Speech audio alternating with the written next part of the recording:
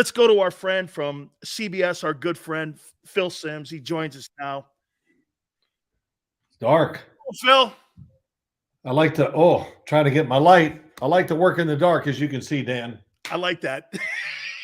Got the TV on. I'm reading my computer. I was just watching the Bengals play the Arizona Cardinals. That was interesting.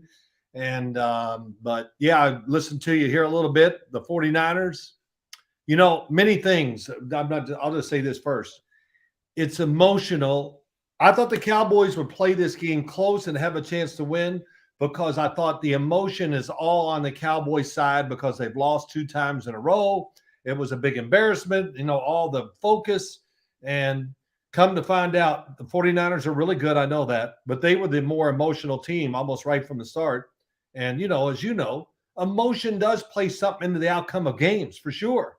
And it just, you got energy and you're into it and all these things. So that was a disappointing game as being a fan, but also it was interesting too to learn so much more about San Francisco and to learn more about the Cowboys too. Who do you think is more of a valued piece on that 49er team offensively, Purdy or McCaffrey? Well, with Brock Purdy, he's pulling the trigger on many, many more plays and has so much more to do with it. I mean, his decision-making was good. I thought it was the best game he played in the year by far. I thought, let's don't forget the arm. I'm sure he was a little limited sometimes in training camp, all these things. And he's kind of getting an in-season shape, decision-making, physically, everything involved. And I thought he was really sharp, made some big-time throws. I mean, listen. And the disguise, everything that the 49ers do, the plays, the design, let's don't kid ourselves. It wasn't good. It's great. I mean, it's out-of-the-box thinking.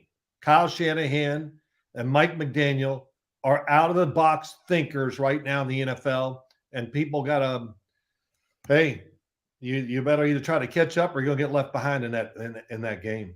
How about this, Phil? Do you think, you mentioned the injury, do you think, Phil, that Kyle Shanahan is calling plays to limit him from having to, aggravate that? Or do you think that playbook is wide open? Oh, my God. The playbook is so wide open, it's ridiculous. They now are stretching the field sideways and down the field. And, I have said many, many times, probably to you and to everybody that listens, and I talk about the 49ers, all their passes are over the middle. Now they're throwing it to the sidelines. They're throwing it deeper down the field. And you know what? I don't know what the numbers say because I don't care. This is my eye telling me that they are willing to do whatever it takes to make good plays. And the movement, I think, just again, watching the game, I think there was only one snap on the offensive side where they didn't shift somebody or have somebody in motion. Usually it's one of each, and sometimes it's a double shift with the motion. Now, how about you? How'd you like to play defense with all that moving around? Impossible. Check. Oh, shoot. Oh, hell yeah. I mean, come on. It was ridiculous. And it was a masterful game plan. 49ers, Eagles, in your opinion, who's the better team right now? Well, right now, I'd say the 49ers, if we're going to nitpick or whatever, but I think the Eagles are just, they're not even emotionally involved, maybe not right now. So that's got to be scary. Put them up to the test. Let them play, and I know they've played some tight games or whatever. It doesn't matter. But I think once the Eagles really form the season and they just, okay, here it comes, they're going to be even better than we see right now. I think they're clearly, I think they're the 2 best teams in the NFL, and I don't even know who the third is right now. How about this in the NFC? Phil, do you think it's closer that the Lions are the 3rd best team in the NFC than the Cowboys are? It's right there. Yeah, the Lions are doing a lot of good stuff, but I still worry a little bit about their defense. Do they have enough guys to get to the quarterback? I know Aiden Hutchinson's been really good, and they're drafting, and it's good, but it's not. I don't look at their defense and think special that they. And look, quarterbacks. That's all we talk about. But you got to have multiple guys to hit the quarterback, and San Francisco and Philadelphia have about 10 each to hit the quarterback. And that's what separates them. But the Lions, their offense, the play action pass, Ben Johnson, the offensive coordinator, I said this to my son today on a podcast we're doing, my young son, Matt. Of course, he tells me a lot of things I didn't know, which are a lot of fun. But I said, if I was the Lions, I would go out there right now. Ben, come in this room. We want to talk to you. We want to give you a contract that you cannot turn down. And I'm really serious. What is it to the team and what they make these owners and all?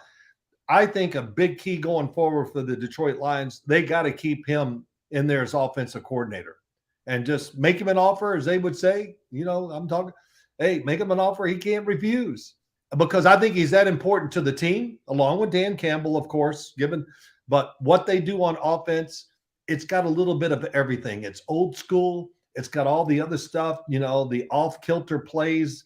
I really, really impressed with what they do on the offensive side. The brotherly shove. Is it a football play or not? Hey, it doesn't bother me, just because the Philadelphia Eagles, look, they don't need to shove. They don't even have to shove. Come on, let's be honest. Jason Kelce can get lower than any human that's ever played offensive line in the NFL. And he's like a groundhog. I don't know what you call it. He can just burrow. I mean, come on, right? He can like burrow. A mole. I've never seen anything like it.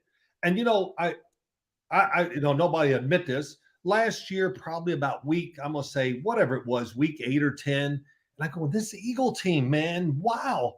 And then I remember saying on the NFL Today, I go, and this quarterback sneak thing is a weapon. And everybody's like looking at me, and I'm like, I wanted to go, we don't believe me? And now it's talked about all the time. But it caught my attention, I don't know when, early last year. It's not only the quarterback sneak, they haven't unveiled all the other plays that they have off of that. They tried one against Tampa. Did you see it? Yeah. Yeah. That one, he tripped over. I forgot who he tripped over and fell or whatever.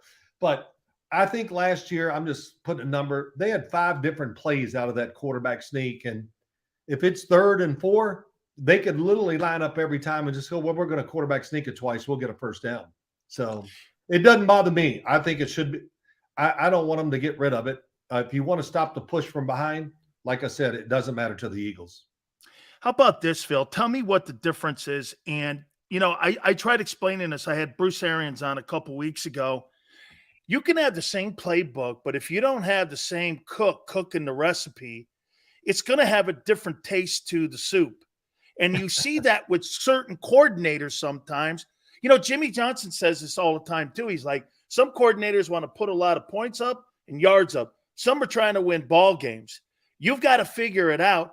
And is that kind of what Jalen, because he just seemed apprehensive in the first couple games. There was those pre-slides, not to get hurt.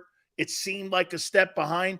This last week against the Rams, 303, 70 yards. That's what we saw a year ago. How much time does that take to develop that rapport between two guys like that are new? Well, I'll just say this. Am I overcooking it? Yeah, they're running the same stuff. And why would you want to change the offense? They built the offense for Jalen Hurts.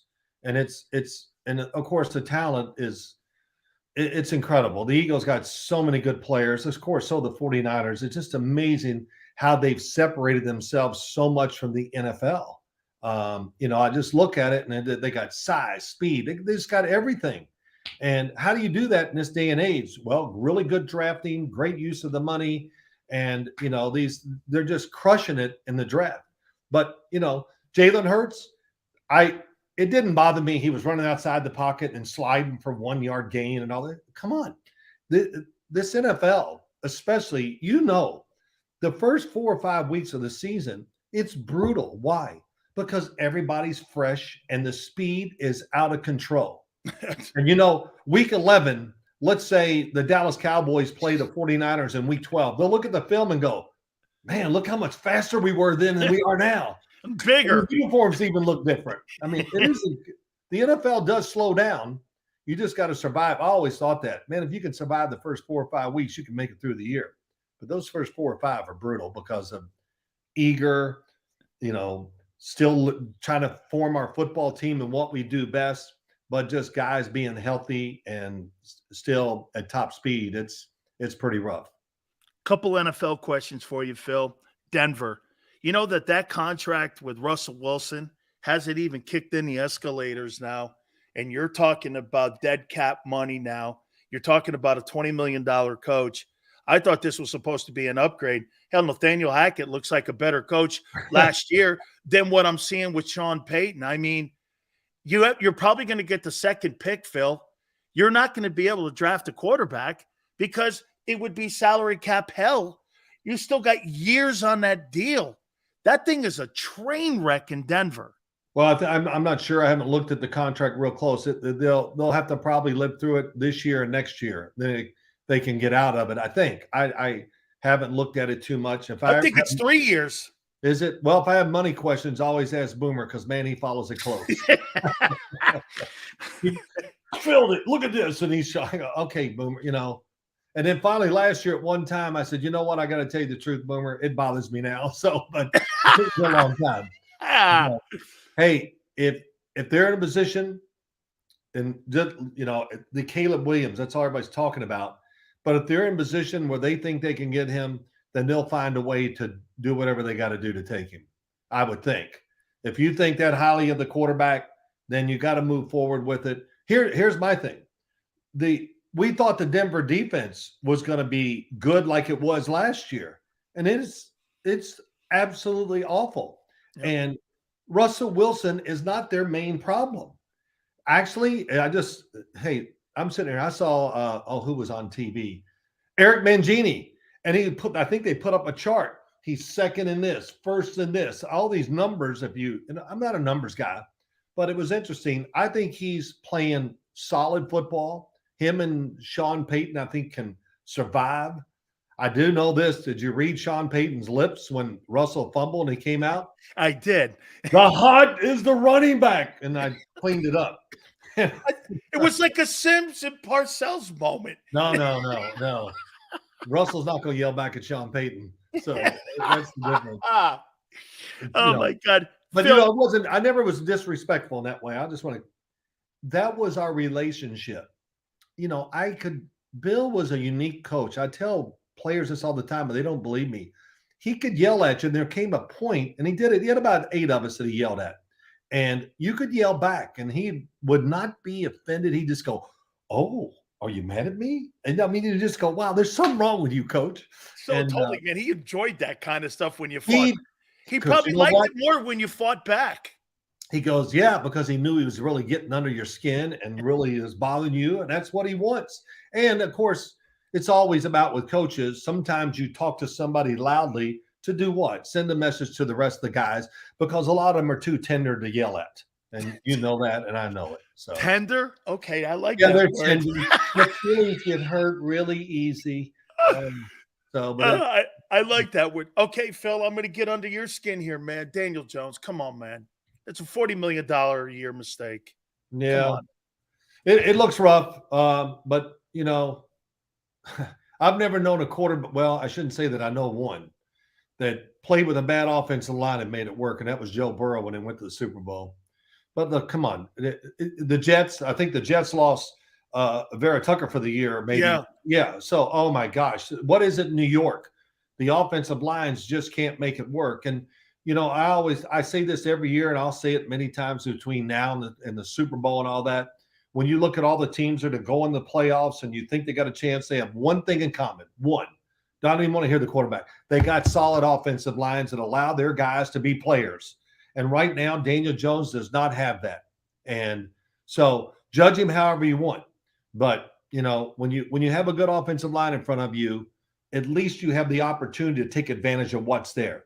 And the Giants' offensive line it's injured, and it's atrocious right now. That's for sure. Well, I'm going to tell all these people why Phil Simms wore an extra chin strap, okay, because my uncle Robustelli, who had turned it over to George Young, says this is the worst offensive line we've had in New York. And Phil Simms got annihilated. And he wore that double chin strap, that thing on your chin, because your rookie year, it could have been the Cardinal game. I'm sitting there, I'm watching, I'm like, this guy just got destroyed. I mean, if anybody knows what a bad O-line is, you do, Phil. The difference is, Dan, is this. When you're a rookie, you're like, well, hell, it's whatever. You can take it. You can take it. I mean, Randy White hit me my rookie year down in Dallas. We battled him to the end in New York that year. And, we had won my first 4 starts. So I'm pretty excited. And I'm playing against Roger Staubach.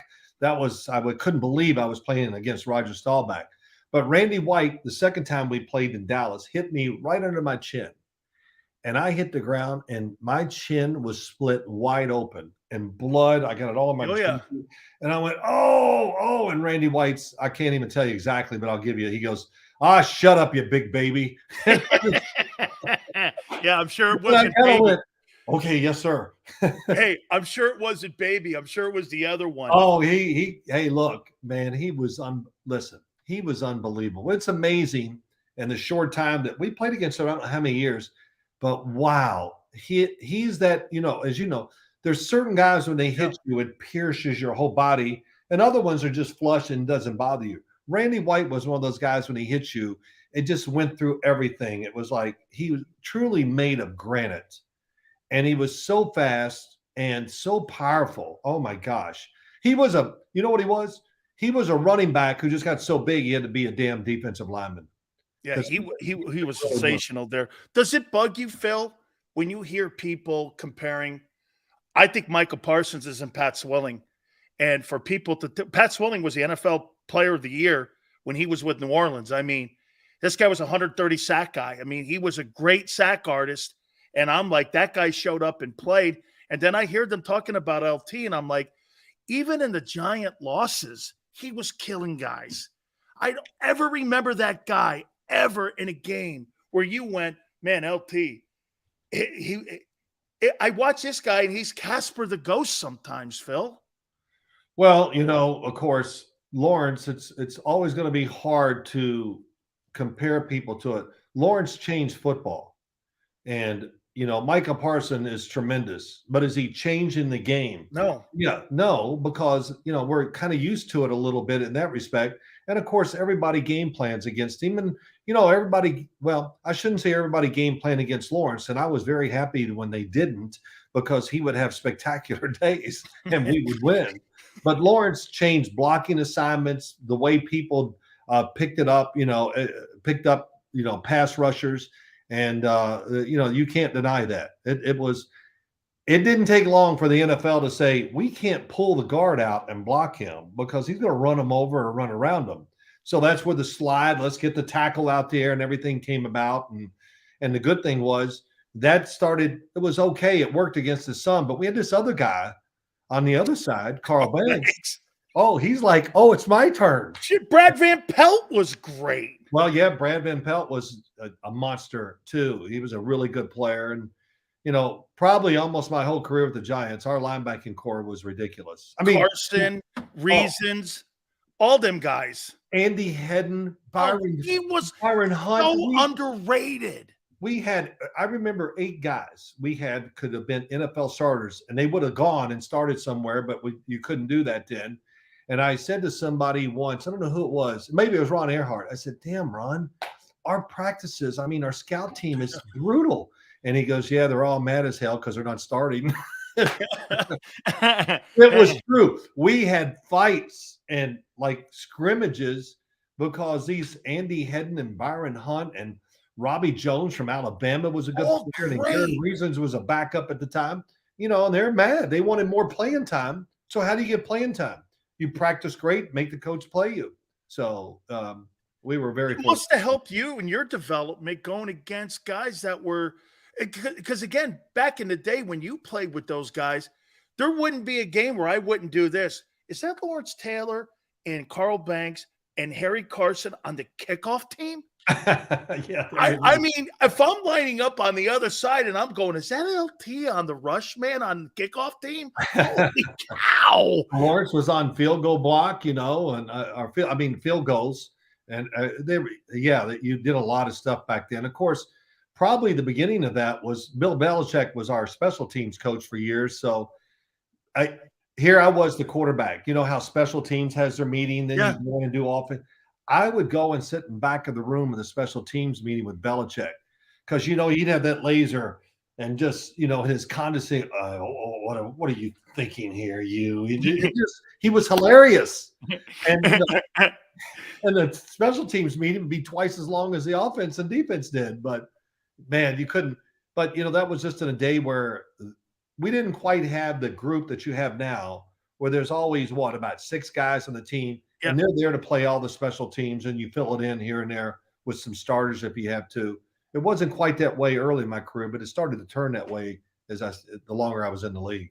Okay, I'm going to leave you with this here. Last week we had Boomer on, and I made That's sure a I told him, shame. I said, I'm going to try to get Phil on here.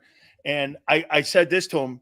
I go, so I'm going to ask him a question, and I'm going to let you know what he says. Does he still cry too much, man, when he gets on set? Does he always complaining and bitching and moaning about the lighting and the food and the have you? Is he still complaining the way he does? Because, when he was at Maryland, my freshman year, I was a teammate of his at Maryland before he transferred to Miami. And Frank Reich, used to cry all the time about not having this or not having that. And and he's a little, I don't know, a little needy. Well, I'll just say this to you. The dinner table, he takes full advantage of it.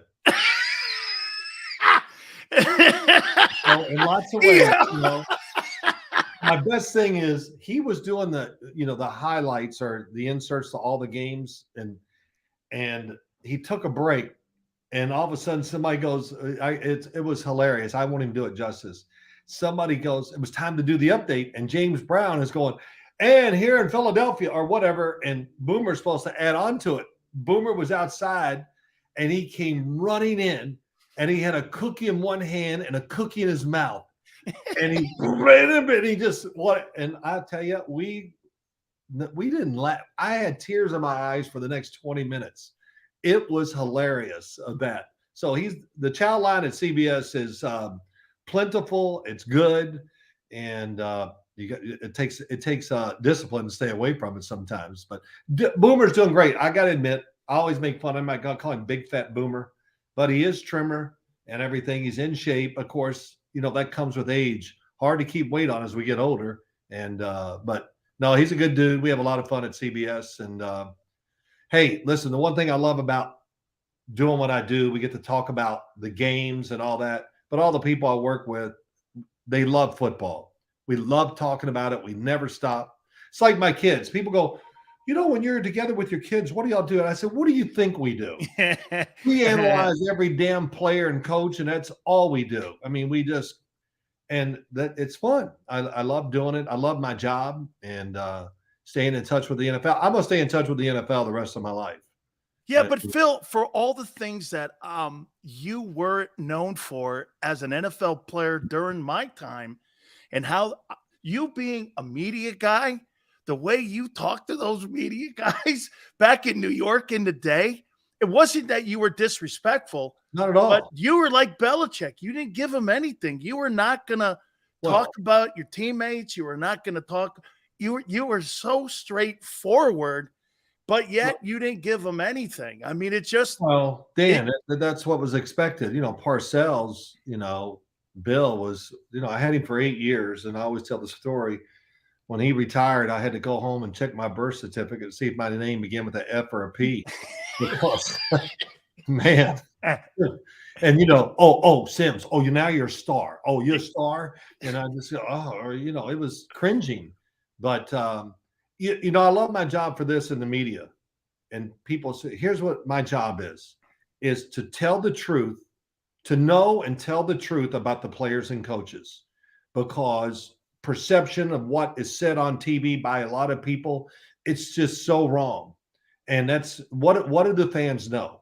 They only know what they hear on the radio and what they read in the paper. So I always say that's what I like about it, is to try to set the record straight. It's impossible, but JJ Watt is on our show now. And I think we had a little talk when the show was over last week, and I didn't say it, but I think he sees a different side going, wow, this media thing, it can be fun, but also it's not derogatory. It's about let's tell the truth. I try to couch it sometimes, but if somebody's not playing well, I'm not going to say, oh no, he's playing great. No, I go by what I see. That's why I like to sit here and watch the games every week. Last thing, when you get done on Sunday and I come home, what do I do first thing Monday morning? I got to watch the games because we're there. It's hard to Yeah. focus on. We got 8 games going on, and you can't watch them. It's crazy. So I come home, and first thing Monday morning, I go, let me pick the game I can't wait to see again, just to see what really happened. And I'd go right into it. I love doing it. And when you and I get done here, I'm going to finish up the Cincinnati Bengals and the Arizona Cardinals. And this is true. Joe Burrow looks like he's back. What a difference he was from the week before to that Cardinals game, moving around. His arm looked better. His feet looked better. And the offense and the team looked a little better because Joe Burrow was better.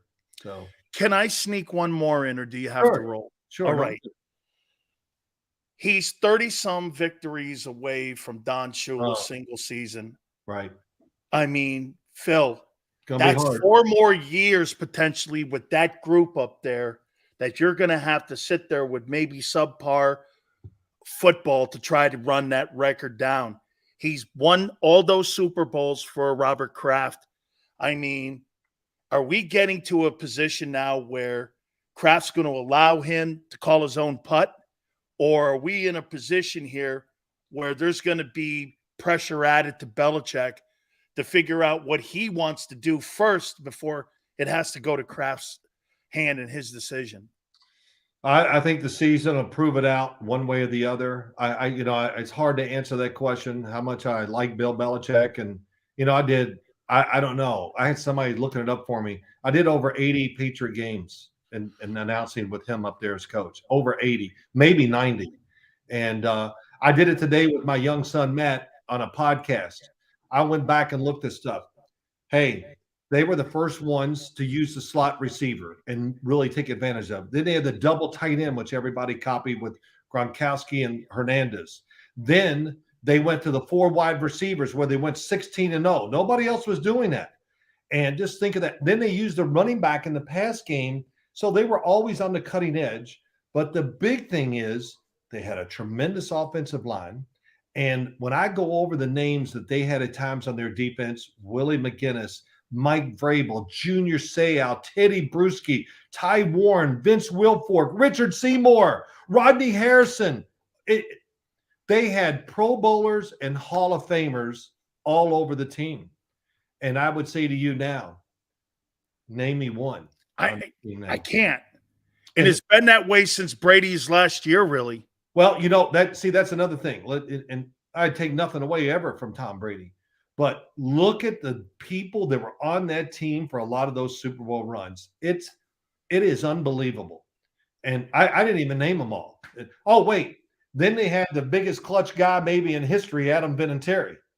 So just to think of all those guys now, along with Tom Brady, look at the running backs he had up there in his career. Marshall Faulk, Corey Dillon. Phil, how about the quarterbacks he drafted? Castle goes on to win a division title division title, KC. Garoppolo's 49 and he's 47 and 19. I mean, Jacoby Brissett has started.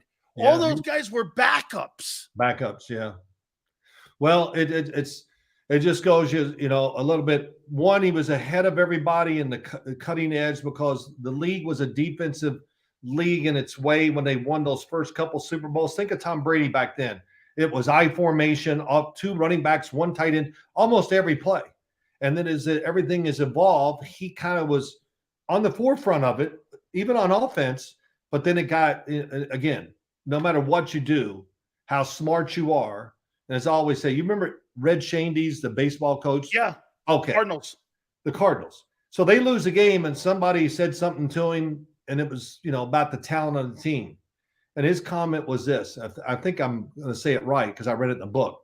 He goes, well, let me tell you this. I got a mule out there in Missouri. I can run that damn thing every day and he ain't ever going to win the Kentucky Derby. And so I don't care what kind of coach you are, unless you have the talent that's going to be elevated when you coach them, you're just going to get nothing done. And that goes back to this. San Francisco, the coaching is ridiculous, but look at the talent and how many good players they have on that team. They crush it in the draft. Dre Greenlaw and Fred Warner. I think Fred Warner's a beast. He's unbelievable. He's the fastest linebacker I've ever seen in my life. It's unbelievable. But these guys were picked in later rounds. Yeah. Then they go out, well, let's go get Trent Williams. Let's get him. Oh, wait, how about this? Let's make a little trade for Christian McCaffrey. Let's just go get him because, Carolina's done with him. It's not working or whatever you want to say. He's nicked up. And it just goes on and on when you talk about Phil, do you think the 49ers have kind of like what happened with Brady, that they got lucky with a 6th and 7th round quarterback, and there were already pieces because Carroll already had up there a bunch of guys that were in place. When Belichick goes up there, then the whole thing with Bledsoe and Brady, then they go on this magical run. Like you said, the whole thing evolved. First part of Brady's career was special teams plays that were winning Super Bowls. Back into Brady's career, he's winning Super Bowls, and that's kind of what you're seeing. You could have a quarterback, Phil, win a Super Bowl that makes less than $1 million a year. How insane is that? The numbers are, I hear it a lot, all these, everybody, Jared Goff going to the Super Bowl with the Rams. It's unbelievable, that all this that happens. And it's even more prevalent now because quarterbacks are making so much money. I mean, Dan, I don't know where it's going to go, because we're going to have more and more quarterbacks coming in the league that I think are pretty much ready to go. Now, the question is, can the coach put the system to elevate them like we see out in San Francisco? But will that keep the quarterback salary somewhat reasonable? But what do you pay Tua? That's a good, it's a great question. If they pay him $50 million, it's going to have to affect their football team somewhere, and they're going to lose key players. So it's a really give and take there. See, that's the thing about the Patriots. They never paid Tom Brady such an exorbitant amount of money. Never the highest paid player in the league ever in his entire career there. No. So just look what that did for their whole football team. They could go out and get guys, Aqib Talib, because we're not, just the list goes on and on about the guys they could pick up because Tom Brady didn't take the huge salary.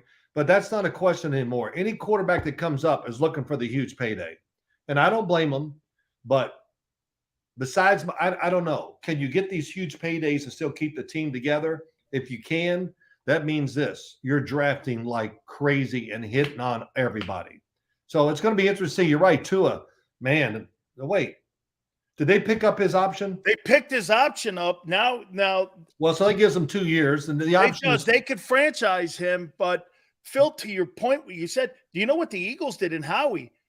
Did you see the cap hits are so minuscule because they gave him the upfront money in the signing bonus where they wanted to diminish it so that they could keep AJ, pay Devontae, pay Dallas Goedert, pay that offensive line, because what the Eagles did, unlike other teams, they gave Hurts all that money up front. Daniel Jones has more cap casualty hits for the Giants that are more devastating than what Jalen Hurts has at $50 million. Wow. Well, I don't even know what to say to all that, except, the Eagles are winning in so many ways, and they've really built a team. And, like I say, I just watch them. I haven't watched their game yet this week. I will probably tomorrow, but it's not even like they're emotionally into it yet. And, we haven't seen that fever pitch game. I didn't watch last week's yet. So you said they kind of opened. No, they for the first half, you're going to go like this, Phil. Yeah. You're going to watch the first half and you're going to go, Matthew Stafford's going to throw for 700 yards. Oh, yeah. It was the first time that they made adjustments with the new coordinators that in the second half, it was a completely different they shut down the Rams. And I think the Rams are going to win some games. I think they're a good football team. Yeah, boy, I tell you, I can put the jinx on everybody in the pregame show. It seems like everybody I brag about, they have their worst games of the year that day. But the Rams, what a surprise. I mean, and I said something to Bill Cowher. I said, wow, I'm really surprised about the Rams, just the way they look and play. He goes, it's a good coach. And I go, yep, that's what it is. The coach, they're figuring it out, how to work around all this, and it's really impressive. They're good. You know what? They're just, before the season, everybody looked at it and said, oh, the Rams. No, I thought they were horrible. But, I mean, other teams are going, yeah, we can get that. Now, all of a sudden, they go, oh, man, the Rams are going to be a pain in the rear end like everybody else. So it's Sean McVay. That's pretty awesome. And Matt Stafford looks, healthier than Matt Stafford. he is one tremendous, and I don't like to say the word a lot, but he is a great thrower of the football. He is great throwing the ball. Like And Bledsoe, great. what? Like Bledsoe. Oh no, he's a better thrower than Drew Bledsoe. Matt Staff. What did I say? Brady? No. You Matt said he was Stafford. a great thrower of the football. Who would you put him in the category with, Oh Marino? man, he's up there with the greatest of all time. Marino? Oh, absolutely. I think Wow. he's a different kind of thrower, but man, he can throw the ball with such power, and at the same time, it has finesse and it's easy to catch. I mean, every ball is a damn perfect spiral. And who throws more deep in cuts and just rips it in there between guys? You know, he did it in Detroit. I Yeah. heard somebody today going, well, let's look at Matt Stafford's playoff record. Yeah, I looked at Detroit many years when he was there and went, wow, they're a Super Bowl favorite. Now, I'm being very sarcastic when I say it. When was that? Yeah, I mean, come on. Yeah, I hate this quarterback thing, all this stuff they say sometimes. Quarterbacks are at the mercy of their coaches and their teammates more than any other person in sports. And because I don't care what talent you got, give him a bad offensive line and not a very good system that fits his style, and I'll show you guys going to have a rough time during the year, a quarterback. So, hey, Phil, you kind of did. Oh, no kidding. Yeah, I had a good team. That's why I could play a little better. Our team was good. When we were bad, yeah, I threw up some numbers that were incredibly awful, Yeah, when but I saw a 500-yard game one time too, and we lost. When people tell me this about Phil Simms, I go, well, he was the first version of Troy Aikman. They had the same kind of football team. He played within a system. One time he came out of his system and he threw for 500 yards. Then the next week, Phil, you may have thrown for 140. I mean, I forget what you went on this gigantic. Was it closer to 600 yards? No, it was 513 if I remember. But the week before we threw for 430 something too, and so I think that's what people say. We could do both at times. We had spurts where we were, and I'm not making excuses, but our wide receiving core would get so beat up. Hey, Jeff Hostetler played wide receiver some for me in '86. Wow. He was in the lineup. Come in. He comes in. Jeff, I'm going to throw you a bomb this play. Run like hell. Here it comes. And he caught it, but he was out of the end zone. but he played and had to be part of our wide receiving thing. But my point is being this. We would have games and big games where Parcells goes, we got to throw to win. And it wasn't no ifs, ands, and buts because we knew, even though we could run, that this team was going to do everything it could to stop our run game. We beat San Francisco. Do you remember on that Monday night? Yep. Bill Morris ran for 12 yards. Yep. Or 13 or something because Bill Parcells started calling, hey, Club 13, the offensive line. But, we played the Washington Redskins that year. Joe just had an unbelievable game on Monday night, just ran at will. And we went down to Washington. We couldn't gain an inch running the football, but we knew that. And so we just threw it. And so Bill Parcells was great at that. He knew that, you would come out of your identity, Phil. He would do what it was going to take to win the game. That sounds, but, we're a running team. And by God, we're going to run at them and we're just going to get it done. Okay, that's great soundbite, but we're not going to be able to do that. And Tom Coughlin used to just, after games, look at me and go, he's a genius. I just can't. Because Tom would like, what do you mean? We got to do, we got to have 900 plays to win the game. And Bill would go, nope, we got about 25 plays. We're going to run those. We're going to be good at it. We're going to do this. And I'd be walking across the field after the game and Tom Cobb would come up to me and goes, he's unbelievable. He would talk about Parcells that way. Hey, Phil, I know I can't keep you any longer, but I get Mark Bavaro on, and I can always tell when I'm talking to him, when I'm talking about the modern day tight end and how important he was to you and your offense. And he looks at the tight ends today and he goes, Travis Kelce's not a tight end.